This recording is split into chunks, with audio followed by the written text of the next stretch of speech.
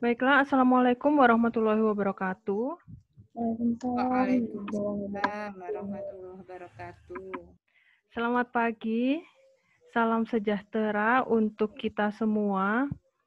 Yang terhormat Dr. Nur Eva MPC selaku Ketua Jurusan Psikologi Universitas Negeri Malang. Yang terhormat para narasumber sekalian, Risalatul Rosida SPC dan Angga Yuni Mantara SPC MSI, serta yang terhormat teman-teman sekalian peserta webinar series pada pagi ini yang berbahagia. Alhamdulillah, puji syukur kita panjatkan karena berkat rahmat Allah kita masih bisa berkumpul secara virtual untuk bersama-sama menimba ilmu, sharing ilmu dengan para narasumber yang luar biasa berkompeten di bidangnya masing-masing. Nah, meskipun dilakukan secara online, semoga kita bisa menyelesaikan acara ini dengan lancar dan bisa mendapatkan manfaat dari semua ini. Baiklah, acara ini merupakan acara kelima dari rangkaian webinar yang diselenggarakan oleh Ikatan Alumni Psikologi Universitas Negeri Malang. Kali ini, webinar ini menggunakan tema kewirausahaan, sehingga webinar kali ini diberi judul Become Your Own Boss, Entrepreneur. Nah, berikut akan saya bacakan susunan acara untuk webinar pagi ini. Yang pertama ada pembukaan. Yang kedua, menyanyikan lagu Indonesia Raya. Yang ketiga, sambutan sekaligus pembukaan oleh ketua jurusan. Yang keempat, doa. Yang kelima, pemaparan materi oleh narasumber sekaligus diskusi dan tanya jawab. Yang keenam, penutup. Baiklah, supaya tidak berlama-lama, mari kita memasuki agenda selanjutnya, yaitu menyanyikan lagu Indonesia Raya. Bapak Ibu sekalian, kakak-kakak sekalian, silahkan untuk sikap siap, tidak apa-apa meskipun duduk.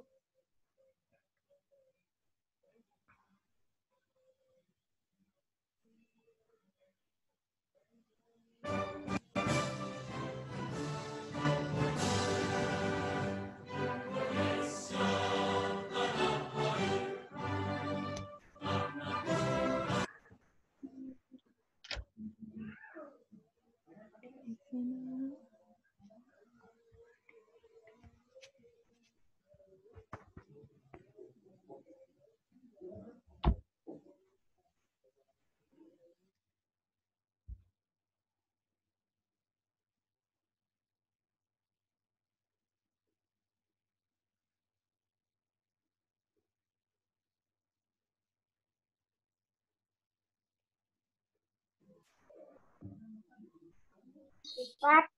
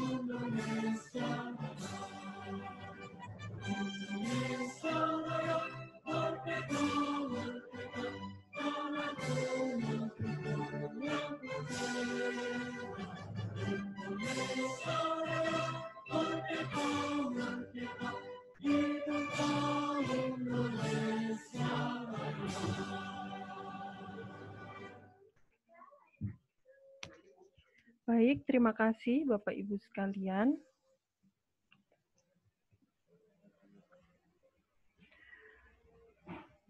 Nah, selanjutnya mari kita masuki acara berikutnya, yaitu sambutan sekaligus pembukaan acara. Sambutan akan disampaikan oleh Ibu Dr. Nur Eva M.Pesi sebagai Ketua Jurusan Psikologi Universitas Negeri Malang. Dipersilahkan kepada Ibu Eva. Terima kasih Bu Riris.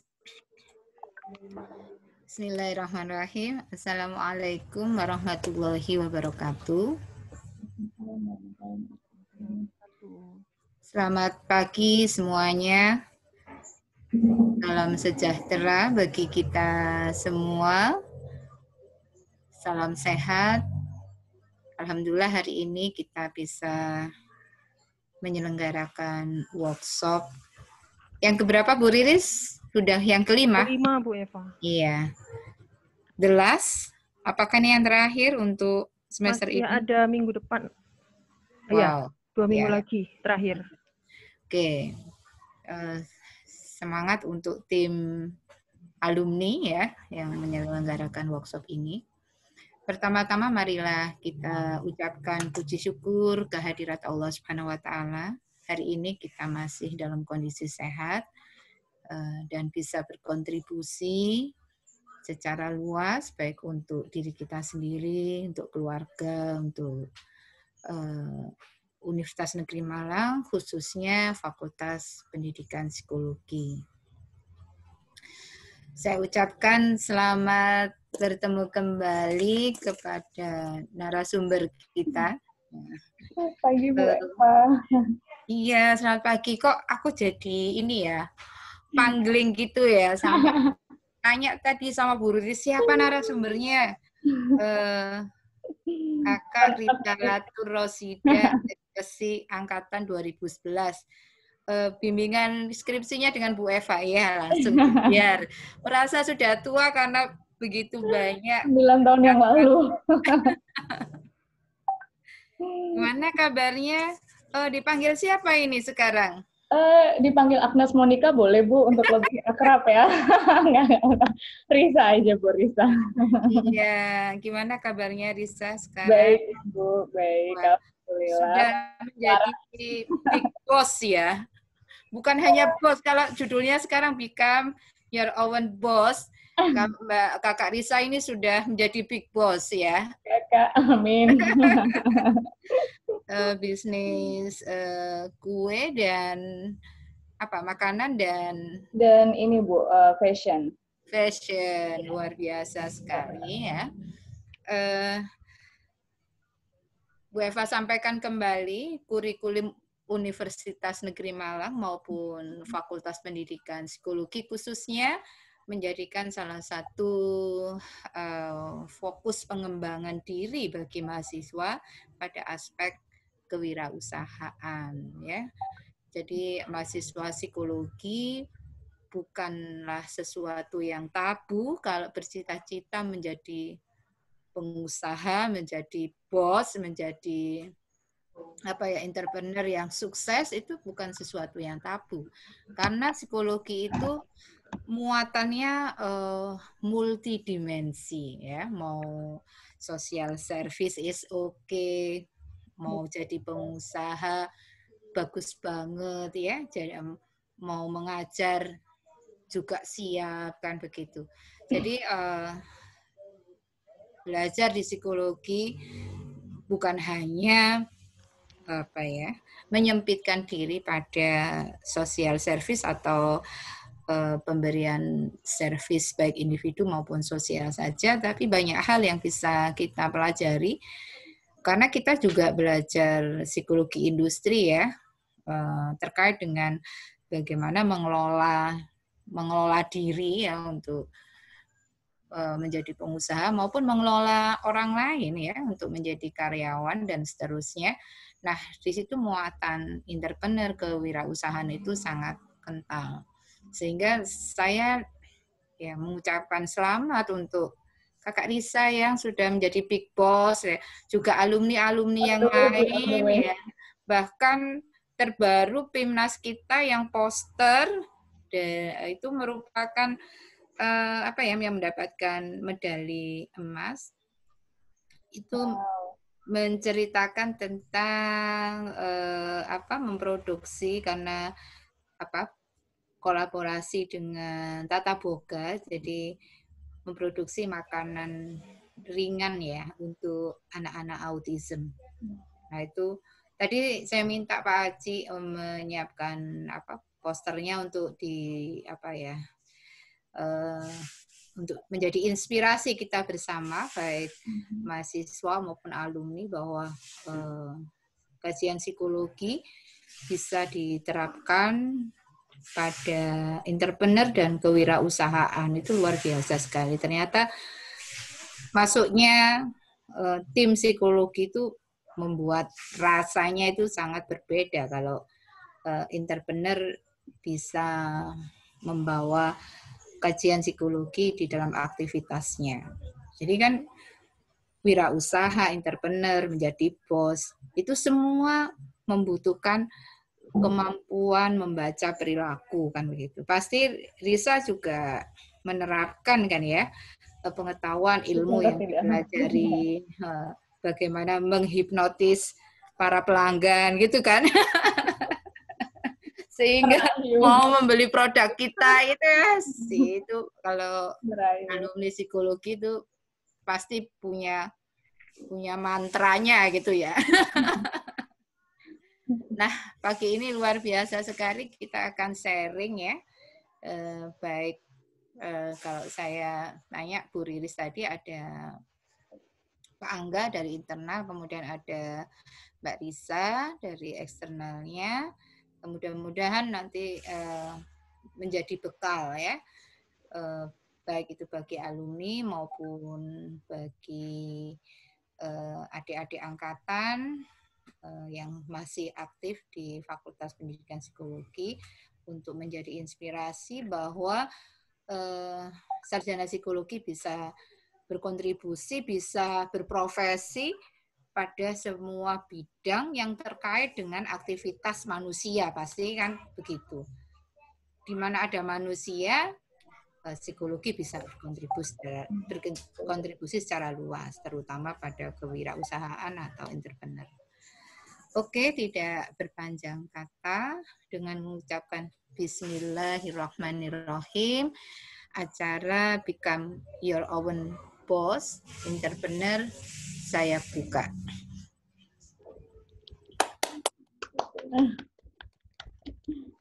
Selamat berworkshop, semoga sukses, sehat selalu.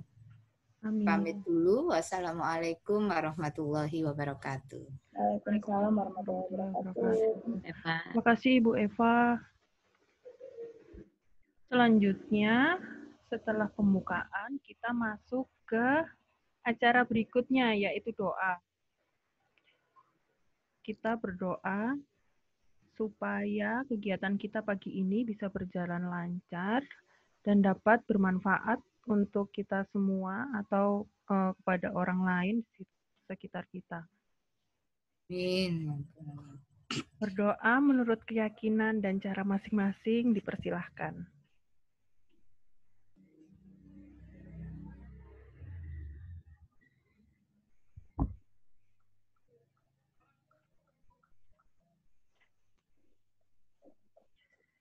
Dapat diakhiri.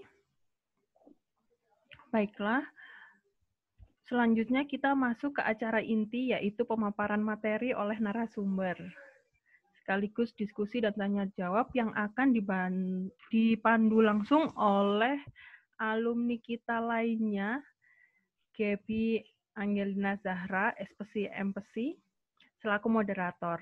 Kepada Gaby, dipersilahkan. Ya, terima kasih Mbak Riris. Selamat pagi Mbak Risa.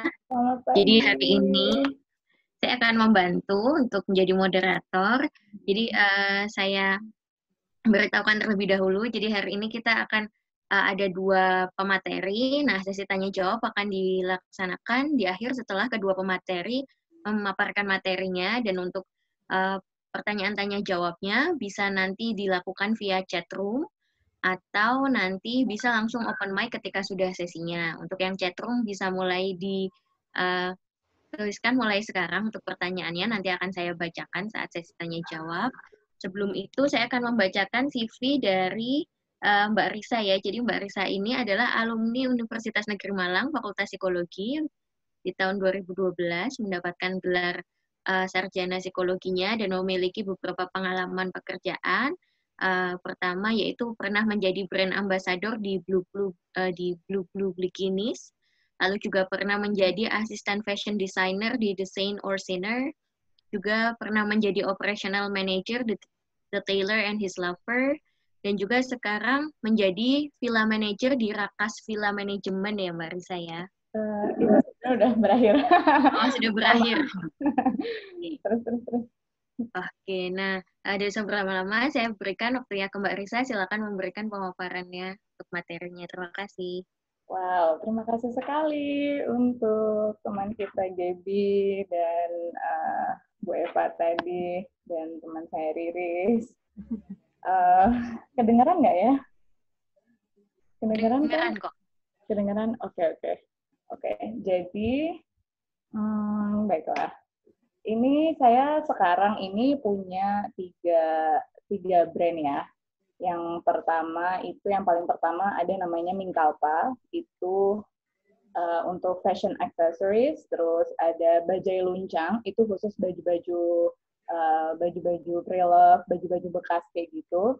Terus yang paling terbaru itu ada Untu Legit, jadi itu khusus yang untuk jajanan. Yang pertama sih untuk Minkalpa itu, jadi sebenarnya dari dulu saya sebenarnya kalau boleh jujur ya, saya masuk ke psikologi itu terjerumus. Karena sebenarnya saya pengennya di kuliah desain gitu kan, tapi berhubung terjerumus ke psikologi, saya pikir ternyata memang tidak ada ilmu yang tidak sia-sia. Semua ilmu itu bermanfaat, tidak ada ilmu yang sia-sia gitu. Jadi memang benar seperti tadi apa yang dikatakan Bu Eva, bahwasanya di mana ada manusia, disitulah anak-anak psikologi bisa bekerja gitu, apapun itu, karena bisa diterapkan dalam segala lini. Untuk berhubung saya memang panggilan jiwanya di fashion, jadi begitu lulus kuliah saya langsung kerjanya di fashion. Jadi saya memang mempelajari semuanya dari nol, dari behind the scene, terus dari bagian tokonya, di teamwork dengan para sales girl kayak gitu. Itu benar-benar sangat membantu. Jadi suatu ketika 4 tahun yang lalu akhirnya saya memutuskan untuk ya udah kayaknya ini saat yang tepat bagi saya untuk membuat brand sendiri. Waktu itu sebelumnya saya kerja di 2 tempat, jadi brand ambassador, terus jadi jadi asisten fashion designer. Terus lama-lama lelah juga ya kerja di 2 tempat, kok kayaknya romusa sekali gitu. Sepertinya ya sudah. Oke, mungkin ini saat yang tepat gitu kan. Ya sudah, saya akhirnya mencoba untuk membuat aksesoris dulu karena sebenarnya saya dari dulu pengen bikin baju, cuman modalnya tuh harus besar gitu. Kalau untuk reseller mungkin nggak terlalu besar ya, tapi karena saya maunya memulai semuanya dari nol, dari desain, produksi dan segala macam, jadi memang modalnya harus besar. Oke, ya udah kalau gitu aksesoris saja dulu gitu. Bikin-bikin, coba bikin, saya jual di pasar Minggu, ada di Canggu, ada di area Canggu gitu, namanya Old Man's, di situ weekend market namanya. Nah di situ saya jual pertama untuk I just try to test the water gitu, kayak pengen tahu aja sih kira-kira animo masyarakat seperti apa gitu. Ternyata banyak yang nanya, banyak yang suka gitu. Ini nama brandnya apa? Nah dari situlah akhirnya oh ya udahlah ya, kayaknya mungkin memang benar ini saatnya. Akhirnya saya putuskan untuk mencari nama dan ketemulah dengan nama Minkalpa ini karena saya pengennya namanya yang memang singkat, padat dan jelas, cukup satu kata dan namanya yang terdengar unik dan tidak pernah didengar gitu. Ya sudah muncullah dengan nama Minkalpa gitu. Mungkin untuk orang-orang lain itu nyari filosofinya dulu, nyari artinya dulu, baru memilih kata. Kalau saya nggak, pokoknya saya suka banget nih sama nama ini, udah saya pilih aja nama ini, nggak peduli nggak peduli filosofinya apa di balik kata ini gitu. Tapi Mingkalpa ini berasal dari bahasa Sanskerta ya, yang artinya tidak ada. Pokoknya saya suka aja. Terus dari situ akhirnya saya mulai dikenal oleh para pelanggan. Terus orang-orang juga sudah mulai tahu bahwa oh iya, kalau kalung yang modelnya seperti ini aku datangnya ke sana nih, harus ke Sunday Market seperti itu. Terus waktu itu juga kebetulan ada salah satu model terkenal di Bali yang dia itu posting di Instagram soal orangutan gitu. Jadi kalau teman-teman saya banyak yang tahu juga kalau saya itu pecinta orangutan gitu. Jadi si model ini menceritakan soal betapa mengenaskannya kehidupan orangutan di Kalimantan seperti itu. Hingga akhirnya saya memutuskan untuk kenapa tidak saya ikut berkontribusi dengan menyumbangkan sebagian dari keuntungan penjualan saya di organisasi untuk sekolah orangutan seperti itu. Dan kebetulan memang saya ada teman yang tinggal di Kalimantan dan dia yang memberikan saya kontak salah satu orang yang bekerja di organisasi itu. Nah, jadi ya the rest is history. Terus kalau untuk kalau untuk ide misalnya untuk ide koleksi, itu saya idenya dari banyak hal ya, tapi karena dari dulu saya anak majalah, jadi saya suka memperhatikan para model-model di majalah itu. Oh, ternyata ini yang lagi booming, ini yang lagi diminati gitu. Oh ya sudah, baiklah, mari dicoba. Jadi saya memang memperhatikan ini sih, para model-model itu kayak oh mereka lagi suka aksesoris ini nih gitu. Oh ya sudah, kenapa enggak coba bikin aja gitu. Dan saya memang benar-benar memulai belajarnya dari nol karena saya tidak tahu menahu bagaimana cara membuat aksesoris gitu. Tapi untungnya ketika waktu itu kerja jadi asisten desainer, di situ saya dituntut untuk harus ngikutin tren, harus belajar ngikutin tren, terus dipaksa untuk bikin ini itu, akhirnya ya belajarnya dari situ. Terus ide-idenya sih dari mana saja, lebih kebanyakan street style gitu. Terus kalau untuk tantangan di awal, jadi begini, tempat saya Sunday Market itu tempatnya anak-anak kreatif dari seluruh dunia. Jadi ibaratnya area Canggu di Bali itu seperti London atau seperti Berlin gitu, yang mana anak-anak kreatif tuh semuanya ngumpul di London, semuanya ngumpul di Berlin. Nah, kalau di Bali itu ada area namanya Canggu. Di situ tuh kafe dari segala macam bentuk, brand baju dari segala macam model, dan mereka itu saling berkompetisi dengan displaynya masing-masing, gimana caranya agar para pelanggan tertarik datang ke toko saya gitu. Jadi mereka tuh benar-benar mengeluarkan ide-idenya di sana, dan banyak sekali di sana para vegan, vegetarian, terus yogi, surfer kayak gitu, dan itu secara tidak langsung mempengaruhi style anak-anak di Canggu. Nah, jadi otomatis saya untuk pemilihan bahan pun saya mencoba untuk mencari win-win solution ya, karena kembali lagi, we cannot please everyone, kita tidak bisa menyenangkan banyak orang, jadi kita harus mengambil jalan tengah gitu. Jadi saya memilih material yang sekiranya aman dipakai untuk orang yang vegan, karena banyak sekali para pelanggan saya datang ke saya, hey, ini bahannya dari kulit beneran atau dari kulit sintetis nih gitu. Kalau dari kulit beneran saya nggak mau karena saya vegan seperti itu. Jadi kayak mau tidak mau saya harus mendengarkan banyak sekali opini-opini dari para pelanggan saya gitu. Hingga akhirnya saya menemukan oh ya sudah, berarti material ini nih yang sekiranya pas dipakai. Memang nggak bisa menyenangkan semua orang ya. Terus tantangan itu yang di awal-awal seperti itu sih, karena juga saya memulai sendiri, semuanya sendirian, jadi harus benar-benar harus benar-benar direncanakan.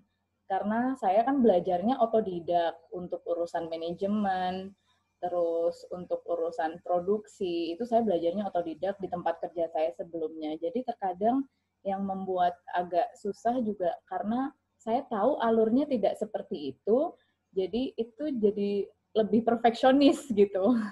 Kayak, aduh ini tuh nggak benar, ini nggak bisa kayak gini, alurnya harus seperti ini gitu.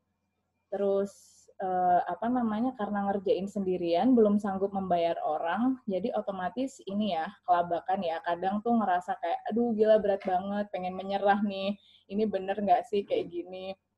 Tapi satu hal yang pasti, kalau misalnya kita memulai bisnis sendiri itu, kita memang tidak boleh gampang menyerah. Dan kita harus paham bahwa kita itu kerjanya benar-benar fleksibel, dan kita akan mengalami hari-hari atau malam-malam yang tidurnya paling cuma 3 jam, 4 jam, seperti itu. Karena memang idenya tuh kadang datang di tengah malam, dini hari, seperti itu.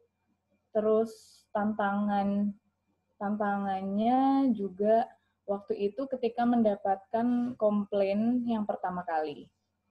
Itu langsung, ya ampun, aku dikomplain.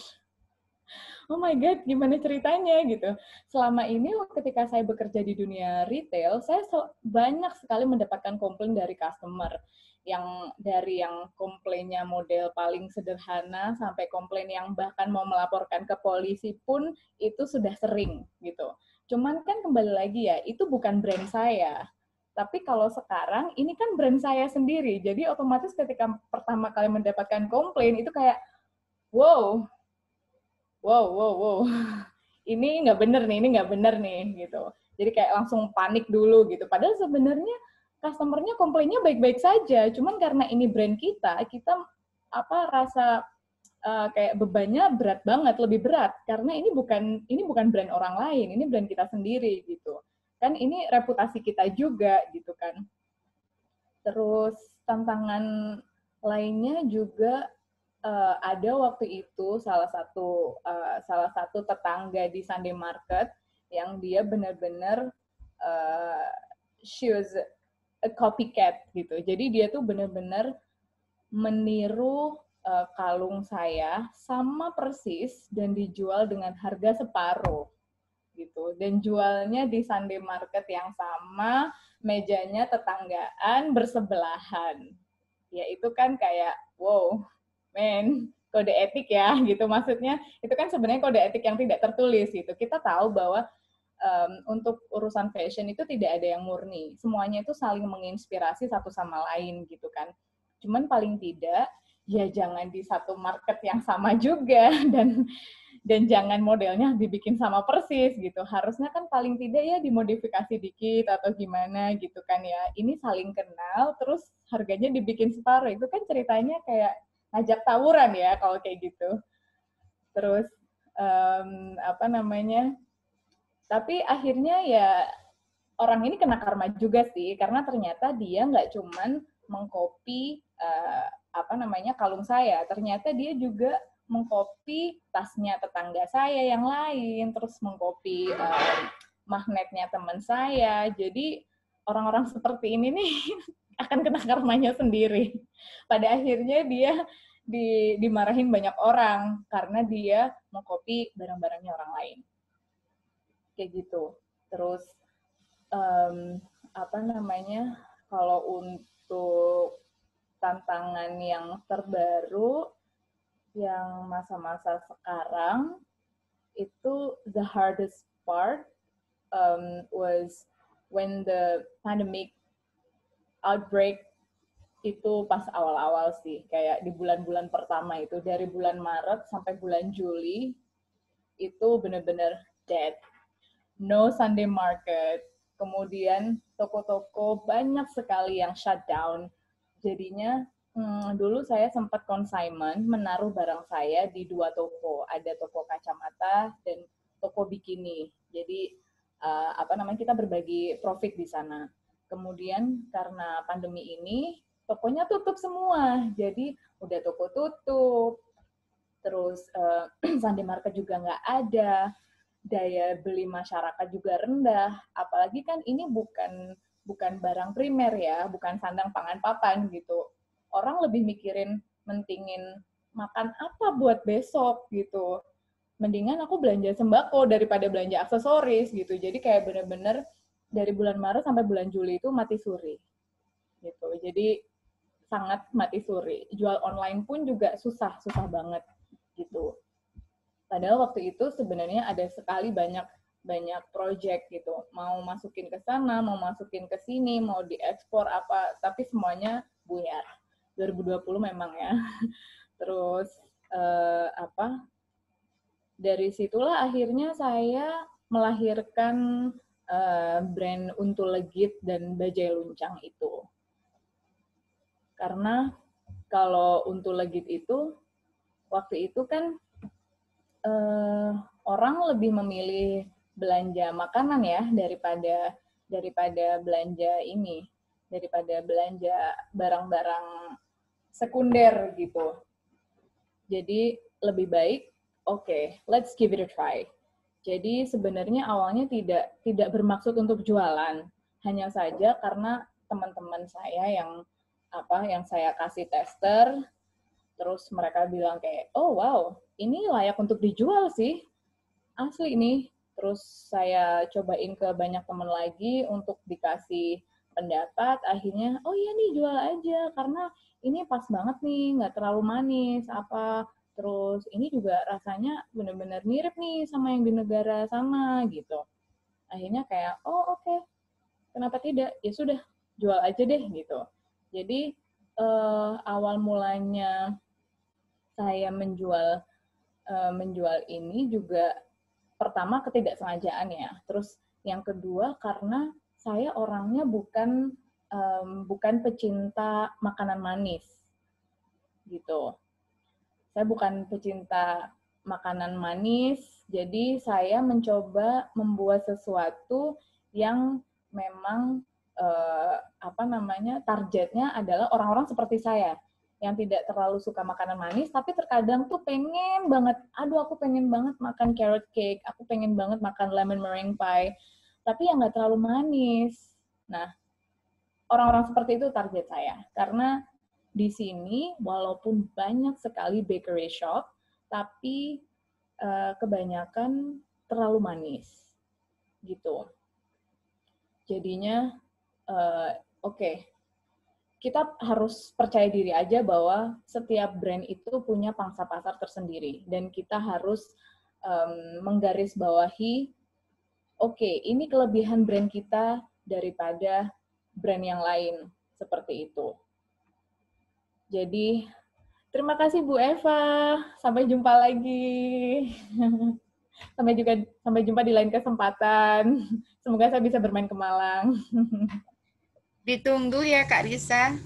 Iya Bu, nanti saya bawain sampelnya. Mau Bu Eva pamerin, ini loh karya alumni kita yang sudah jadi big boss. Amin, amin. Makasih Bu. Pamit dulu ya. Ya Bu. Jadi, karena target saya orang-orang yang tidak terlalu suka manis, jadi otomatis saya memberikan tester ke banyak teman-teman saya dari yang lokal sampai yang ekspat. Karena ini the truth ya. Karena teman-teman saya yang ekspat komentarnya pasti selalu seperti ini. Wow, ini enak banget. Soalnya biasanya kalau dessert atau jajanan yang dibikin orang Indonesia itu biasanya terlalu manis. Gitu. Ini manisnya pas banget karena kayak orang-orang luar negeri itu kan mereka memang ini ya suka dessert, tapi sebenarnya dessert mereka itu nggak terlalu manis gitu. Jadi kalau kita kan jajan-jajan pasarnya itu ini ya enak-enak, tapi kalau orang kita bikin jajan-jajanan bule itu biasanya agak kemanisan gitu. Jadi mereka pikir kayak, oh ini pas banget nih, enak banget nih. Kayak, ini bukan peres ya, tapi ini agak promosi aja sih. Ini agak promosi aja, nanti kalau ke Bali silakan dicoba. Jadi, apa namanya, untuk kedepannya ini saya juga sedang memasukkan jajanan saya di warung teman saya yang memang itu warungnya yang terkenal dengan masakan Perancisnya. Jadi saya minggu depan sudah mulai memasukkan jajanan saya di sana. Saya masukin cinnamon rolls, terus saya masukin apple galette gitu. Yang apple galette nanti teman-teman kalau mau lihat gambarnya bisa dicek di Instagram sendiri ya. Di situ. Terus ini banyak sekali sih sebenarnya tantangan dari para teman-teman di sekitar saya. Kayak, ya udah Riz, bikin ini, bikin itu, bikin ini, bikin itu.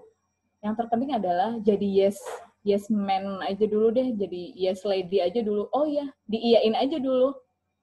Jadi nanti baru kita coba gitu. Kayak kemarin ada tantangan untuk bikin kue ulang tahun. I'm quite surprised karena ternyata saya bisa juga bikin kue ulang tahun. Terus apa namanya?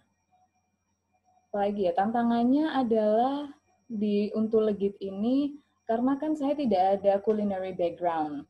Jadi mau tidak mau saya benar-benar memulai semuanya dari nol, belajar banyak sekali dan rasanya seperti terkena azab ya. Karena dulu waktu zaman sekolah itu saya selalu membenci pelajaran kimia, matematika, biologi, pokoknya IPA. Saya anak IPS ya. Begitu belajar bikin kue itu rasanya kayak tertampar gitu karena semua ilmu masuk di situ. Fisika, kimia, biologi, psikologi bahkan itu masuk di situ semua.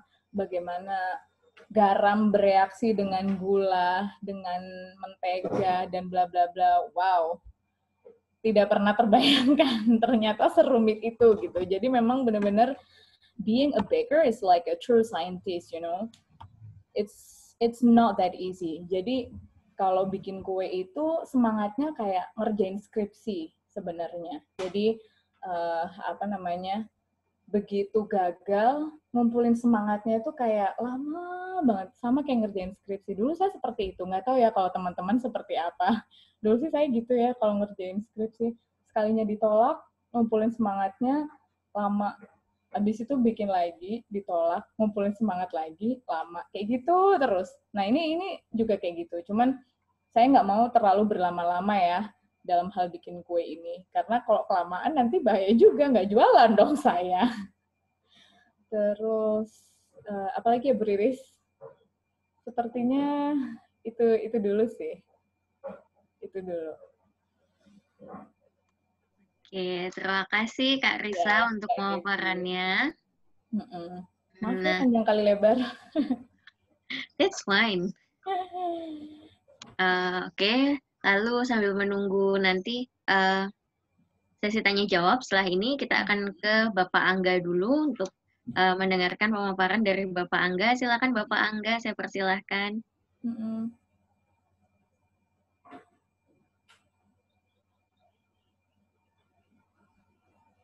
Ada Bapak Angga Junimantara. Oke. Saya persilahkan. Panas ya pemirsa. Oke, suara dengar ya? Jelas ya? Terdengar kok Pak. Oke. Baik, Assalamualaikum warahmatullahi wabarakatuh. Selamat pagi semuanya. Ini tadi pemaparan dari, ini kalau namanya lebih enak dipanggil Caca gitu ya, karena kelihatan di nama itu ngikutin nama aja deh gitu ya. Oke. Oke, untuk kesempatan hari ini mungkin tadi udah ada pemaparan terkait dengan apa yang dipilih, kenapa milih itu, terus kemudian ya ini juga dalam tanda kutip agak tahu bahwa ya saya tidak harus memuaskan semua orang gitu ya, karena segmented gitu. Barang yang dijual bukan barang yang mungkin tidak semua orang butuhkan gitu ya. Nah, mungkin fokus saya akan ke sana habis ini. Lebih ke arah bagaimana mencari celah pasar gitu ya.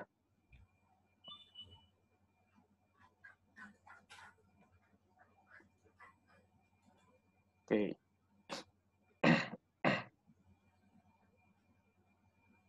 Nah, mungkin yang akan lebih enak, gitu ya.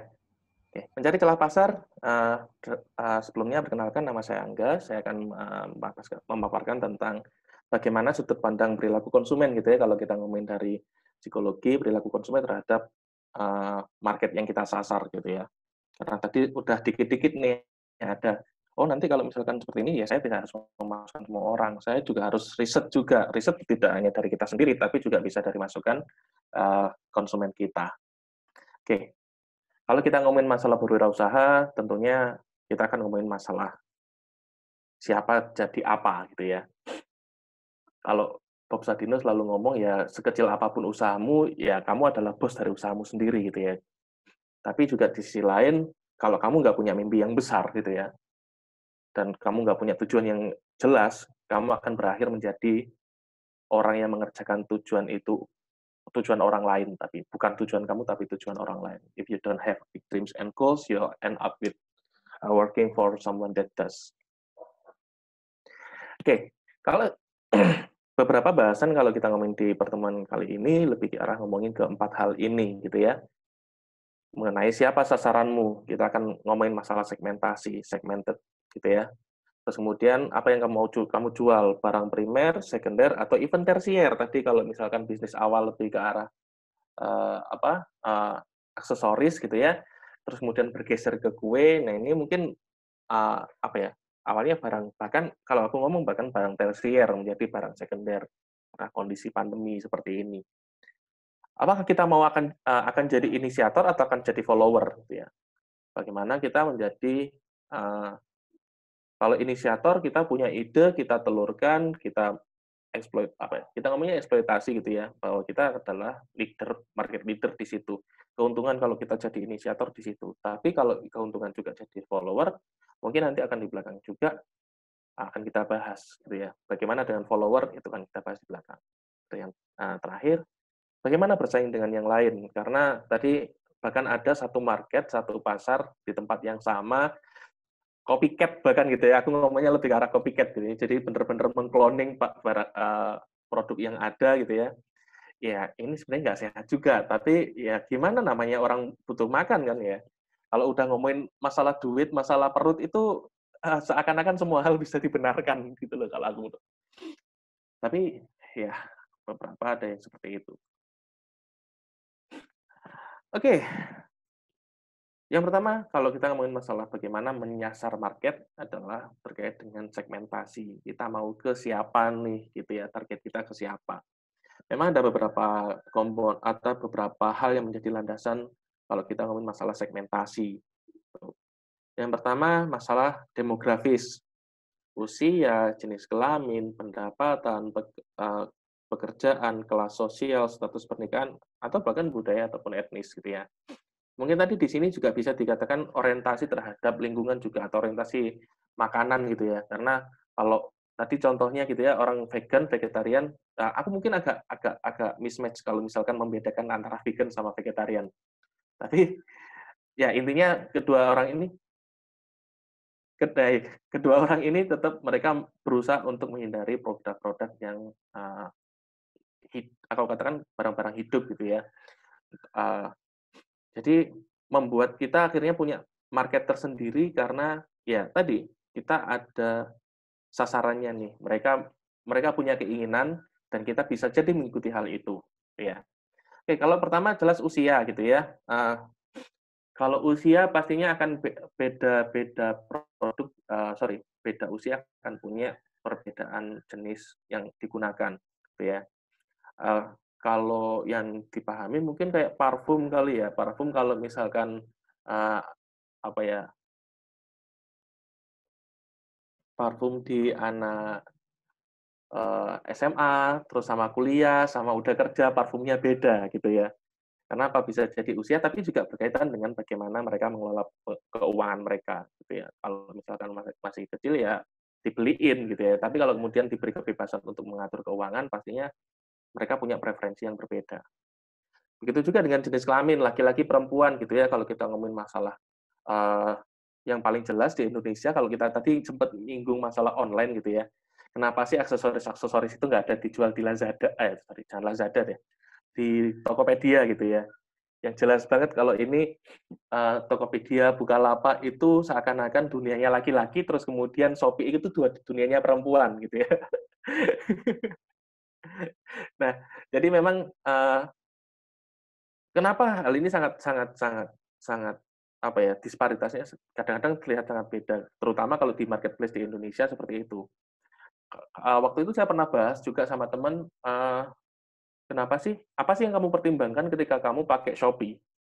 Ini ke cewek, tapi kemudian saya tanyakan hal yang sama ke cowok, itu apa yang membuat kamu akhirnya mempertimbangkan pakai Topet atau Bukalapak?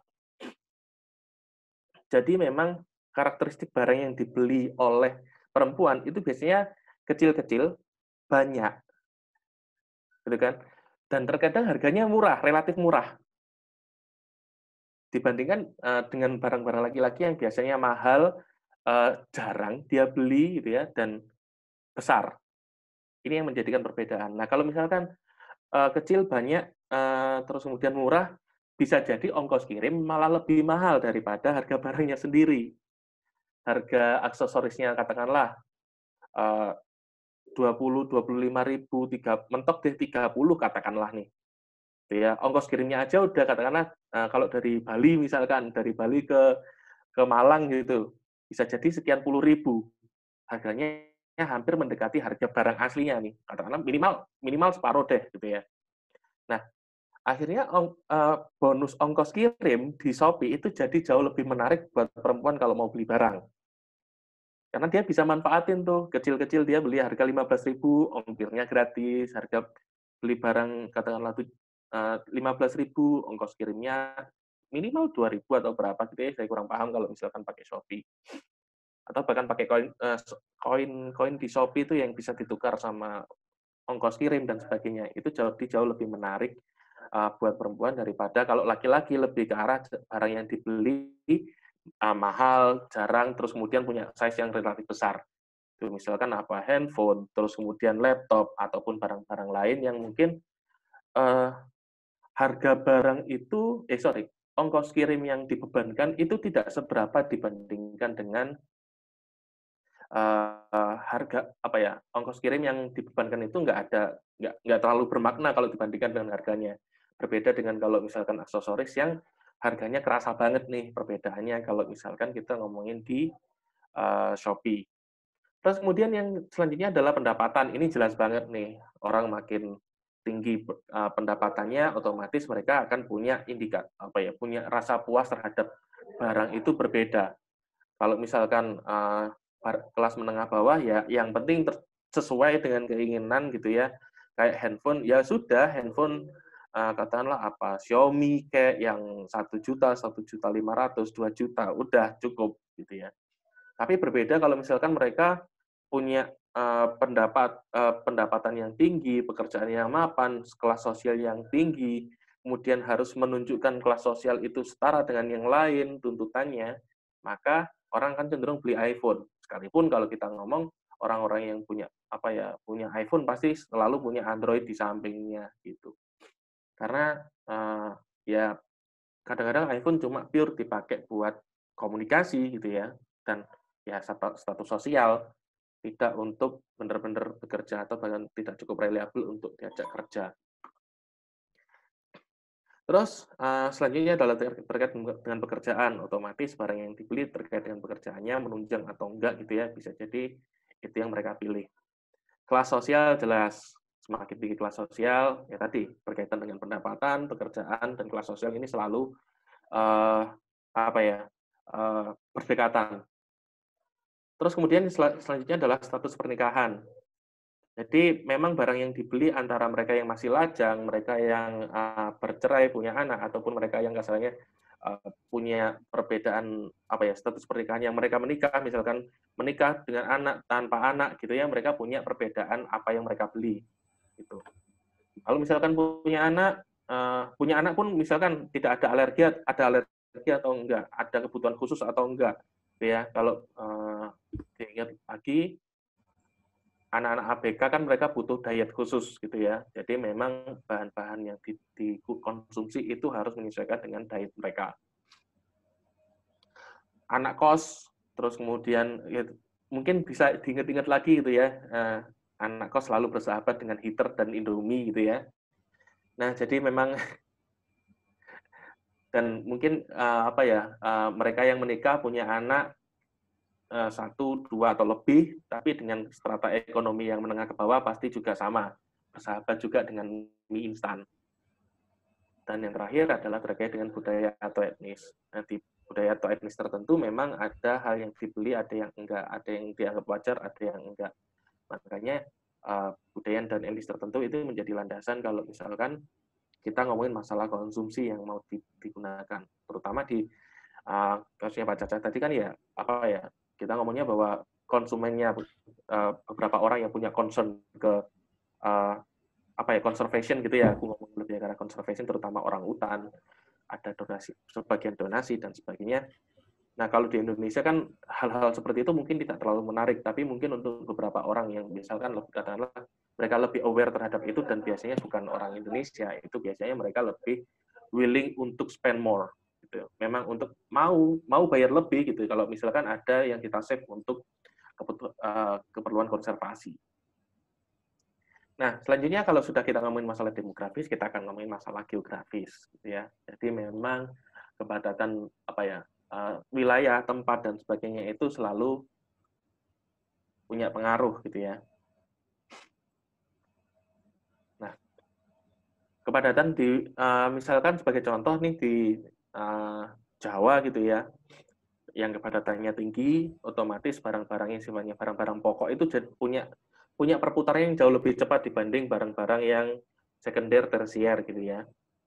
Nah, selain itu juga karena kepadatan kebutuhannya tinggi, sirkulasi lebih cepat, wilayah juga berpengaruh ternyata. Jadi kalau misalkan nih kebetulan ini kan tempat usahanya di Bali gitu ya, dan marketnya ada di sana. Yang jadi permasalahan adalah ketika kita milih wilayah itu jauh dari pasar kita.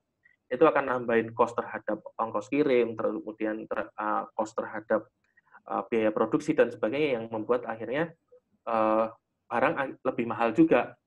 Nyasarnya ke segmen tertentu, enggak semua orang atau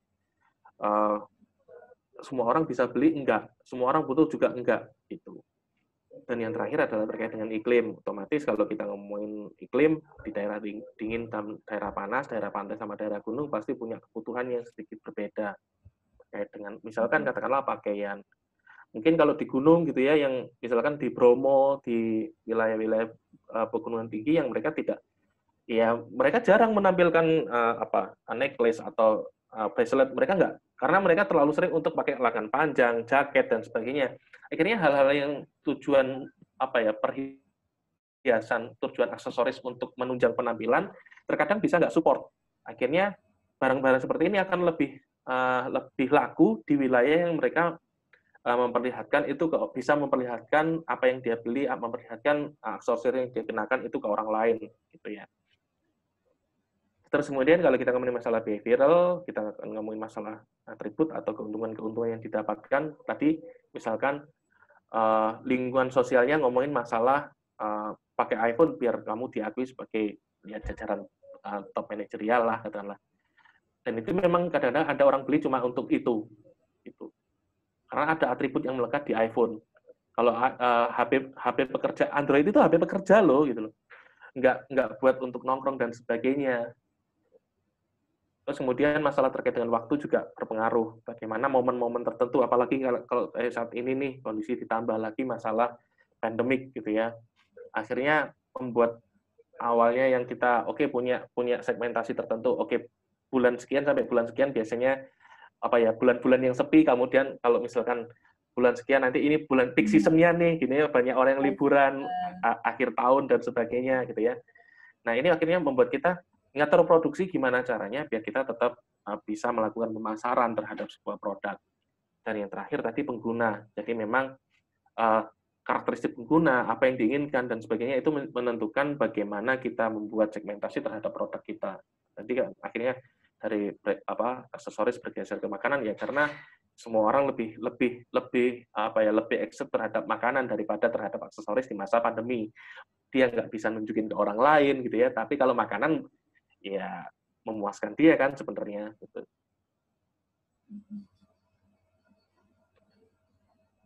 Oke, mungkin kalau ada yang mau tanya mungkin oh ya nanti ada di sesi belakang ya. Nanti aku berarti pemaparan materi dulu deh. Karena biasanya aku selalu nge-cut kalau misalkan ada yang punya pikiran gitu ya, langsung kepikiran. Ini lebih free biasanya. Oke, bagaimana menempatkan produk dalam segmentasi? Nah, tadi memang kita udah ngomongin segmentasi, kita ngomongin market kita siapa, tapi bagaimana menempatkan produk kita di benak pikiran atau di pikiran orang lain itu seperti apa? Kalau kita ngomongin masalah pasta gigi, orang selalu tahu ngomongin masalah Pepsodent, gitu ya. Kalau misalkan sampo, tiap orang pasti beda dengan karakteristik rambut, kulit kepala dan sebagainya beda-beda. Ada yang Sunsilk, bukan Sunsilk ya, Pantene gitu ya. Ada yang Clear, ada yang Natur E atau bahkan yang sifatnya natural. Itu biasanya punya pikiran sendiri-sendiri. Orang udah tahu dia mau nyari apa kalau yang dia inginkan. Nah, kalau kita ngomongin seperti ini, kita akan ngomongin masalah bagaimana menempatkan produk kita di dalam segmentasi yang tepat. Itu. Yang pertama adalah terkait dengan kelebihan utama. Apa sih yang kita tawarkan? Apa sih yang nilai utama yang mau kita angkat gitu ya? Kalau memang orientasinya ke harga yang murah, ya jangan ngomongin masalah kualitas. Kalau misalkan mau segmented untuk orang-orang yang mereka peduli dengan kualitas, ya jangan ngomongin harga. Ada beberapa orang yang bisa sensitif dengan harga, tapi ada juga yang enggak. Kelebihan kita apa? Kita mendukung tadi, katakanlah produk yang aksesoris tadi, mendukung untuk orang utan. Gitu ya. Nah, ini kan sebenarnya kelebihan utama selain kita juga bahan yang kita gunakan, kita juga ngomongin masalah nilai-nilai tambah yang kita berikan. Terus yang kemudian poin kedua adalah berdasarkan harga. Tadi sempat saya singgung. Ada beberapa orang yang nggak peka dengan harga. Kalau mereka punya status sosial, pendapatan yang tinggi dan sebagainya, mereka bodo amat dengan harga. Tapi ada juga orang yang sangat harga selisih 1.000 aja udah belain nyari di tempat lain gitu ya. Kan biasanya ada tuh gitu ya. Ini barang di sini kok harganya 57.000, di sana lo 56.000, ya udah deh tak ke sana gitu ya. Ada orang yang sangat sensitif dengan harga. Terus kemudian posisinya berdasarkan kapan produk digunakan. Nah, tadi ini biasanya kapan nih, kalau kita ngomongin kapan berarti ini akan berkaitan dengan low season sama peak season kalau misalkan di industri-industri tertentu. Tapi ada juga memang industri yang selalu selalu konsisten kondisinya. Tapi kalau di Indonesia relatif sama ya, peak season kalau di kota-kota besar biasanya pasti terjadi di musim Lebaran, di mana pembantu pulang kampung, terus kemudian orang tetap butuh makan gitu kan. Akhirnya produk ini bisa produk bisa jasa yang ditawarkan itu berguna di waktu tertentu. Akhirnya orang yang jual makanan lebih laku di waktu Lebaran, katakanlah kalau di Indonesia. Kalau misalkan orang berkunjung gitu ya, akhirnya butuh snack, nyediain kue-kue kering di ruang tamu gitu ya. Nah, ini kita juga ngomongin. Terus kemudian dia hanya spesifik di waktu tertentu. Marjan juga sama. Kenapa sih iklan marjan selalu keluar di bulan puasa? Itu aku yang nggak habis pikir sebenarnya. Misteri ilahi ya. Misteri ilahi. Siang-siang, nggak siang sih, biasanya sore jam-jam 5 gitu ya, iklan-iklan marjan mulai keluar, warna hijau, nata de coco gitu ya, langsung masuk pikiran, aduh gitu ya, kayaknya enak nih, seger-seger, buka puasa, minum marjan sama nata de coco. Nah, kapan digunakan ini jadi sangat spesifik. Padahal kita nggak lihat iklan marjan di waktu di luar bulan puasa gitu ya. Terus terakhir adalah positioning berdasarkan siapa penggunanya. Tadi, orang-orang punya karakteristik tertentu, kita bisa sasar di situ. Tuh. Oke. Kalau kita udah ngomongin masalah segmentasi, kita akan memilih untuk apa yang mau kita jual. Barang primer kah, barang sekunder, atau bahkan barang-barang setelahnya, gitu ya. Sekunder masih agak penting, gitu ya. Tersier atau bahkan barang-barang mewah. Nah, memang kedua hal ini menjadi pertimbangan. Tapi mereka juga punya kelebihan dan kekurangannya masing-masing. Yang pertama terkait kalau kita ngomongin masalah barang-barang primer gitu ya, barang-barang primer, barang yang banyak orang tawarin gitu ya. Pada akhirnya ya kita punya banyak saingan, mau nggak mau kita pasti punya banyak saingan. Gitu ya. harganya murah, barang-barang yang sifatnya kebutuhan, fast moving goods, jadi memang perputarannya cepat kepake, cepat habis dan sebagainya gitu ya. Terus kemudian kita lebih, kalau di sini proses informasi yang kita olah sifatnya lebih ke arah otomatis. Jadi tadi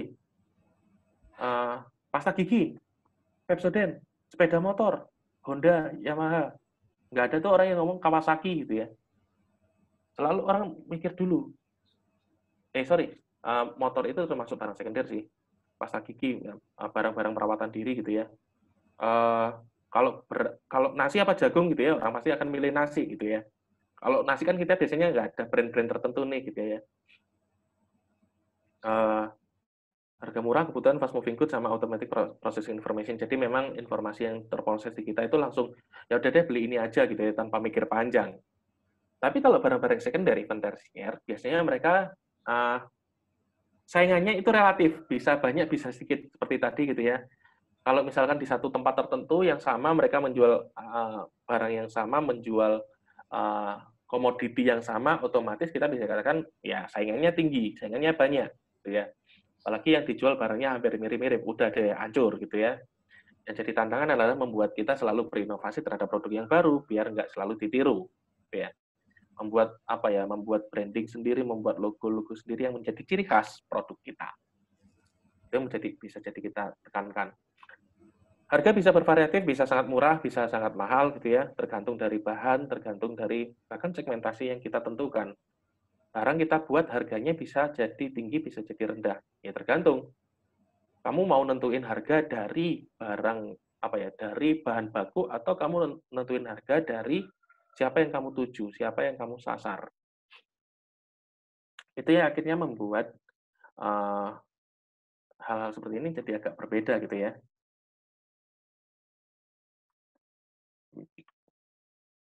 Terus yang kedua adalah terkait dengan keinginan. Berbeda dengan barang-barang primer yang sifatnya memang kebutuhan pokok gitu ya, kita ngomongnya. Barang-barang yang sekunder ini biasanya bersifatnya untuk keinginan untuk memenuhi sesuatu. Gitu ya. Bersifat untuk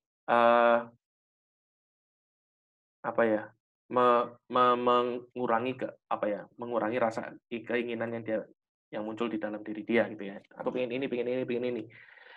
Nah, itu juga sebabnya keinginan ini barangnya itu tidak atau belum tentu perputarannya cepat, belum tentu orang semua butuh. Jadi slow moving good, jadi barang-barang yang kalau mau kejual itu jarang atau bahkan lambat. Dan yang terakhir terkait dengan analytic processing, proses kognitif yang terjadi adalah analytic processing. Jadi memang kita cenderung untuk mikir, cenderung membandingkan, cenderung menganalisis dulu barang yang mau kita beli itu seperti apa, barang yang mau kita beli itu mahal atau murah, ada pembandingnya atau enggak, ada musuhnya atau enggak. Sorry. Ya. Kedengeran ya? Maaf. Kedengeran, nggak apa-apa. Oke, jadi memang proses pengambilan keputusan yang untuk konsumen itu mereka punya proses yang berbeda kalau misalkan antara barang primer sama barang sekunder. Oke.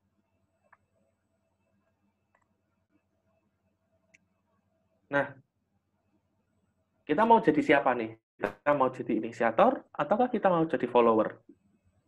Kita mau jadi menawarkan sesuatu yang baru, menjadi trendsetter, atau bahkan kita punya keuntungan kalau kita memulai sesuatu yang baru, kita akan jadi market leader.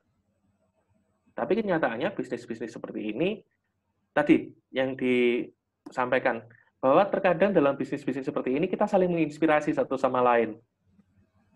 Kita ada keuntungan ada influence kecil meskipun sedikit itu pasti ada dari produk-produk lain.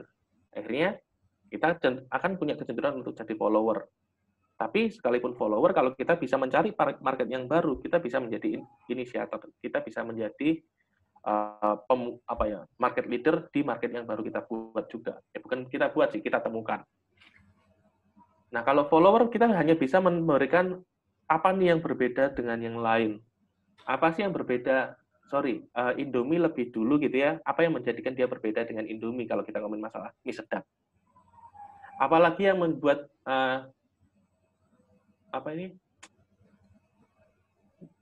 Kalau tadi kita ngomong mie instan gitu ya, terus kemudian ada mie burung dara gitu ya, dia menawarkan sesuatu yang terlihat baru, ini bisa jadi tambahan dan bla bla bla. Ya, akhirnya menjadi follower itu bisa jadi yang perlu kita lakukan hanya membuat diri kita berbeda dari yang lain. Nah, bisa jadi kita menawarkan sesuatu yang berkebalikan. Kalau misalkan mie yang lain itu produk dasarnya hanya menawarkan satu keping mie, kita tawarin 2 keping langsung nih. Kadang-kadang kan kalau mie jumbo gitu ya, rasanya beda kalau sama yang mie yang 1 keping gitu ya. Nah ini yang akhirnya produk-produk jumbo itu jadi nggak laku. Karena apa? Rasanya beda, teksturnya beda. Nah ini dari awal kita udah nawarin nih 2 keping mie, katakanlah seperti itu. Dan kita harus bekerja keras untuk bukan menjadi market leader tapi menjadi underdog. Bukan underdog juga ya, kayak produk kedua, produk alternatif dari produk inisiator itu kita perlu berusaha sangat keras untuk itu.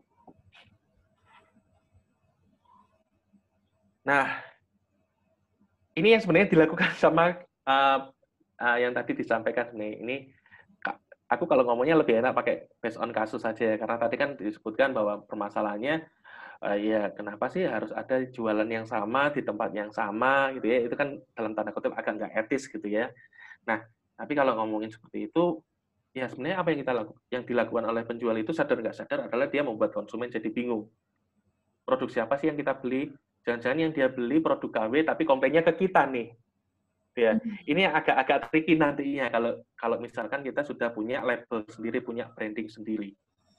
Ya, yang terjadi adalah yang membuat konsumen bingung. Loh, konsumen bingung maksudnya gimana? Kita bisa set harganya mirip. Apa yang ditawarkan juga mirip. Bisa jadi tokonya eksklusif pada barang-barang tertentu. Kalau ini saya contohkan antara Mi Store sama Apple Store. Tampilannya kalau di sini teman-teman di sini kalau misalkan pernah mampir ke mall gitu ya, kalau di Indonesia kan nggak ada Apple Store ya, yang ada apa sih itu namanya tempat yang jualan kalau Erafun dan sebagainya, mereka jadi punya model-model sendiri gitu ya, maksudnya layout tempat dan sebagainya mereka mirip, minimalis, dominan putih gitu ya. Itu jadi seakan-akan penawaran tempat penjualan yang eksklusif itu jadi sangat membingungkan konsumen. Terus yang selanjutnya adalah model yang mirip gitu ya. Ini beda kasta banget nih antara Xiaomi sama iPhone gitu ya. Tapi kalau kita lihat kamera belakangnya akan sangat mirip banget. Bisa juga dengan nama yang Waktunya tinggal 10 menit lagi ya, Pak. Oke. Ini tinggal gambar-gambar habis ini. Nama yang mirip Samsung Note sama Mi Note gitu ya. Terus kemudian produk. Jadi kalau misalkan mau bikin samar-samar gitu, namanya miripin aja udah. Produk sama yang dijual dengan brand berbeda. Terkadang ada beberapa produk yang dijual itu rebranding. Gitu ya. Kalau di sini saya kasih contoh, nanti gambarnya ada sih. Mungkin karena barangnya abstrak banget nih. Kalau di pertanian atau orang-orang yang sering jual beli sapi, pasti tahu kendaraan ini gitu ya. Mitsubishi L300. Terus kemudian, selain itu menantang keyakinan konsumen dengan mengalahkan market leader. Nah, mengalahkan market leader ini bisa jadi kayak kita pakai blind test. Mana sih yang menurutmu paling bagus, kita tutupin aja, bahan diraba dan sebagainya, mereka menilai. Ini oke. Bisa jadi ini adalah produk yang berbeda, tapi karena dia nggak tahu, mengatakan bisa jadi bahwa produk penantang, produk lain itu jauh lebih bagus. Padahal harganya sangat jauh berbeda. Gitu ya. Berusaha menurunkan status quo market leader. Gitu ya. Kita lebih baik, di slide sebelumnya, pembahasan sebelumnya, bisa jadi kita menantang market leader itu sendiri. Kita berbeda, kita membuat sesuatu yang baru, kita menawarkan yang tidak ada di produk utama. Gitu. Dan yang terakhir adalah memberikan atribut yang berbeda. Kalau sini labelingnya mending Xiaomi. Ini nih biasanya yang kalau kita ngomongin gadget-gadget itu selalu di sekitaran sini. Nah, ini adalah contohnya. Mana iPhone, mana Xiaomi. Bentuk kamera mirip, tempat lampunya mirip, tapi kan harganya beda nih. Kalau ini, yang kuning ini mungkin bisa dapat 5 baru nyamain yang putih. Tapi apa dari belakang kelihatan samar-samar, mirip banget. Ini yang tadi saya bilang gitu ya, ini adalah kendaraan yang sangat familiar kalau di daerah-daerah pegunungan atau banyak yang jual sapi gitu ya, yang angkutnya pakai ini, L300. Yang satu Mitsubishi, yang satu Isuzu. Bentuknya mirip, bukan mirip, sama persis memang. Yang beda cuma ada di mesinnya doang. Ini kalau nggak salah Apple Store di Singapura apa di mana ya ini? Kalau yang sebelah kanan ini Apple Store, yang di kiri Xiaomi. Bisa kelihatan setting minimalis, bangunnya pakai warna yang hampir mirip, ya, pencahayaan bagus dan sebagainya. Akhirnya membuat orang jadi bingung. Karena apa? Kedua brand ini punya toko eksklusifnya sendiri-sendiri. Nah, tadi menantang market leader, ini selalu konflik nih, gitu ya. Pepsi sama Coca-Cola, nggak ada ceritanya tuh Coca-Cola sama Bicola itu nggak ada ceritanya. Tapi yang ada adalah Coca-Cola sama Pepsi. Segmennya hampir mirip, harganya hampir mirip. Tapi Bicola gimana bisa masuk? Mereka menawarkan harga yang lebih murah. 9.000 bisa dapat berapa ya? 3 liter, 15.000 bisa dapat 3 liter. Sedangkan kalau Coca-Cola asli, saya ingat itu berapa ya? 11.000 itu hanya 1,5 liter kalau nggak salah. Pringles sama Mr. Potato. Kalau ini mungkin nggak terlalu familiar, tapi kalau di Indonesia kayak lebih sering itu Pringles. Apa? Bukan Mr. Potato. Gimana? Pringles. Ya ini kan yang apa ya? Kalau Pringles sama Mr. Potato kayaknya hampir mirip-mirip ya. Karena kan bentuknya mirip, harganya juga berdekatan. Warnanya juga sama nih, merah-merah gitu kan. Warna-warna yang khas banget kalau kita ngomongin makanan, merah gitu ya. Kita nyaingin mana nih yang lebih enak, mana yang lebih bagus. Jangan-jangan produk baru lebih bagus. Gitu ya. Nah, maka temukan peluangnya. Oke, mungkin sekian kalau dari saya kembalikan ke moderator. Oke, terima kasih Bapak Angga. Nah, sekarang kedua pemateri sudah memberikan pemaparannya. Silakan untuk yang ingin memberikan pertanyaan, silakan bisa langsung open mic atau menuliskan langsung di chat, nanti akan saya bacakan pertanyaannya. Sebelum itu, sambil menunggu pertanyaan ini, apa boleh dinyalakan dulu kameranya, kita akan sesi foto bersama-sama begitu pada semua peserta. Yay! This is the time, guys. It's the time, guys. Silahkan dinyalakan dulu kameranya.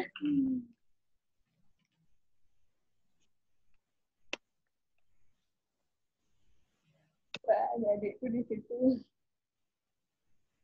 Mbak Riris, nanti yang print screen atau gimana?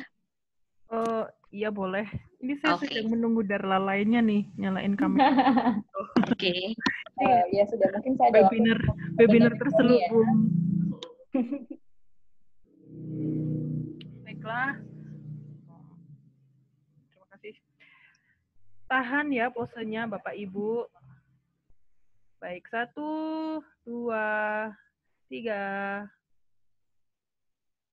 1, 2, 3. Oke, baik. Terima kasih. Terima kasih Mbak Riris. Silahkan yang ingin bertanya.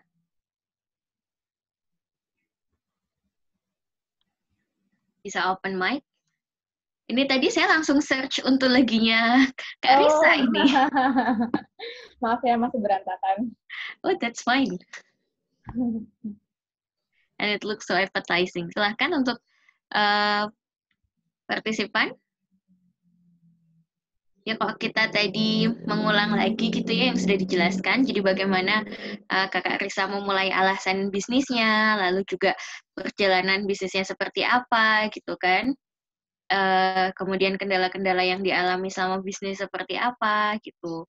Dari yang menemukan copycat yang istilahnya menyalahi kode etik, Karena kita orang psikologi ya, karena isinya tertulis sebenarnya. Kode etik yang tidak tertulis gitu. Kita kan kalau psikologi kan seru baca amat nih kode etik nih gitu kan. But in outside world maybe nggak semua orang have that kind of ethical propriety gitu ya in terms of behavior. Nah, kita setelah kita keluar kita kan mungkin menemukan hal-hal yang seperti itu gitu kan. Lalu juga kemudian dibahas juga oleh Pak Angga gimana sih sebenarnya kita menemukan pangsa konsumen kita gitu kan, dari positioning produk kita sebenarnya mau positioning dari mana, dari produknya kah, dari apa, dari harga atau dari apa. Kemudian juga dasar kita menentukan sasaran konsumen kita itu dari mana gitu kan, apakah dari demografinya seperti itu. Nah, ya kalau kita lihat di Kakak Risa tadi kan menentukan positioning produknya kan dari ini ya, gimana menentukan positioning produk yang misalnya lihat dari kekurangannya produk-produk dessert di Indonesia yang menurut ekspat dessert terlalu manis, sehingga terciptalah positioning ke mereka-mereka yang kebanyakan ekspatriat dengan orang-orang yang tidak puas dengan taste terlalu manis yang ada di dessert Indonesia begitu ya. Itu bukan ditujukan ke jajanan kita ya. Kalau jajanan tradisional kita mereka banyak yang suka. Mereka banyak yang suka. Ini kalau misalnya mereka ke bakery shop gitu loh. Jadi mereka pasti ini banget kan. Kayak mereka pasti membandingkan dengan yang ada di negaranya mereka. Itu kayak gini sih, manis banget kayak gitu. Menggunakan rasa yang istilahnya mereka familiar di negaranya mereka gitu. Iya. Nah, ini ada pertanyaan di chat dari Gilang Ayu Anggraini. Halo, saya punya banyak sekali teman pengusaha makanan dan beberapa produk yang sedang berusaha survive di masa pandemik. Belakangan bahkan ada promosi sambal promosi ada sambat tipis-tipis karena sedang sepi. Bagaimana ya menguatkan pikiran sendiri untuk tidak menyerah di masa sulit ini? Silakan. Wow, ini siapa nih yang mau jawab? Bapak Angga atau saya? Silakan bisa. Kayak Risa dulu, kemudian di Pak Angga. Sambal.